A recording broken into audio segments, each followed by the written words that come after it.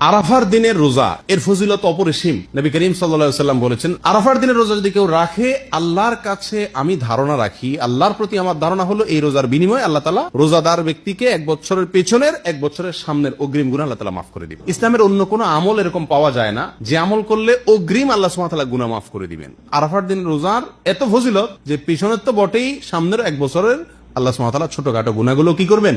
মাফ করে দিবেন। অতএব আরাফার দিনের রোজা আমাদের সকলের রাখা উচিত। কিন্তু এই রোজা রাখতে গিয়ে একটা বিভ্রান্তির মুখোমুখি আমরা হই, একটা প্রশ্নের মুখোমুখি আমরা হই। সেটা হলো যে আমরা আরাফাতের দিনের রোজাটা বাংলাদেশে মানুষেরা কোন দিনে রাখবো? আমরা কি 9 তারিখে রাখবো নাকি 8 তারিখে রাখবো? কারণ হাজী সাহেবরা আরাফাতে যেদিন অবস্থান করেন সেদিন আমাদের দেশে 8 তারিখ হয়, চাঁদের কি থাকে? 8 তারিখ থাকে। তো আমরা কি হাজী সাহেবরা আরাফাতের মাধ্যমে অবস্থান করছেন সেদিকে তাকায় 8 তারিখেই রাখবো, নাকি হাজী সাহেবরা সৌদি আরবে যেহেতু 9 তারিখে আরাফাতের ময়দানে অবস্থান করছেন, অতএব ওই 9 এর দিকে তাকে আমরা 9 তারিখে রাখবো? এটা নিয়ে একটা ধোঁয়াশা, একটা প্রশ্ন আমাদের ভেতরে কমবেশ আছে।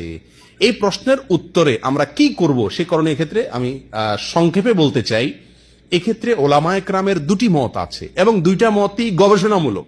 এর কোনোটাই কোনো হাদিস থেকে স্পষ্টভাবে সমর্থিত না, বরং উভয় মতই যার যার বুঝ এবং গবেষণা লব্ধ।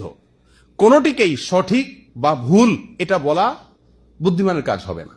অনেক উলামায়ে কেরাম বলেন, আমরা হাজী সাহেবরা আরাফাতের ময়দানে যেদিন অবস্থান করবেন, পৃথিবীর সকল প্রান্ত থেকেই আমরা হাজী সাহেবদের ওই অবস্থানের, আরাফাতের অবস্থানের দিনেই কি রাখবো? রোজা রাখবো। এটাই হলো আরাফাত দিনের রোজা। যদি সেদিন কোনো দেশে ঈদ না হয় তাহলে আমরা রাখবো। সেটা আমার দেশে 8 তারিখ হোক 7 তারিখ হোক, দেখার দরকার নেই। এটা হলো অনেক উলামায়ে কেরামের মত। অনেক উলামায়ে কেরাম বলেন না, আমরা 9 তারিখে রোজা রাখবো আমাদের দেশে।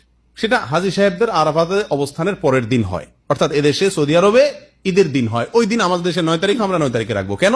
কারণ নবী করিম সাল্লাল্লাহু আলাইহি ওয়াসাল্লাম যে আরাফাতের দিনে রোজা রাখতে বলেছেন, আসলে 9 তারিখকে, জিলহজের 9 তারিখকে আরাফাতের দিন বলা হয়। এখানে তারিখটা হলো উদ্দেশ্য, আরাফাতের দিন এটা হলো শুধুমাত্র নাম। জিলহজের 10 তারিখে ইয়ামুন নাহর বলা হয়, জিলহজের 9 তারিখে ইয়ামে আরাফা বলা হয়, জিলহজের 8 তারিখে ইয়ামুত তারবিয়া বলে। এগুলো হলো এই দিনগুলোর এক একটা নাম। যেহেতু নবী সাল্লাল্লাহু আলাইহি ওয়াসাল্লাম আরাফার দিন রোজা রাখতে বলছেন, অতএব 9 তারিখে রাখবেন, এরকম একটা মত উলামায়ে কেরাম বলেন। এখন আমরা কোন দিকে যাব? 8 তারিখে রাখবো নাকি 9 তারিখে রাখবো? আমি বলি, যেহেতু কোন মতের পক্ষেই সুস্পষ্ট কোনো হাদিস নাই, অতএব আমাদের জন্য সবচেয়ে যুক্তিসঙ্গত হলো দোনো দিন রাখা, 8 তারিখে এবং 9 তারিখে রাখা। কারণ জিলহজের 1 থেকে 9 তারিখ পর্যন্ত এর প্রত্যেকটা দিনই আমাদের কম বেশ রোজা রাখার চেষ্টা করা উচিত।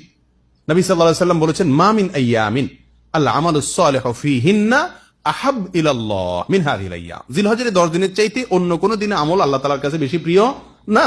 এইজন্য উলামায়ে কেরাম বলেন যে এই 10 দিনের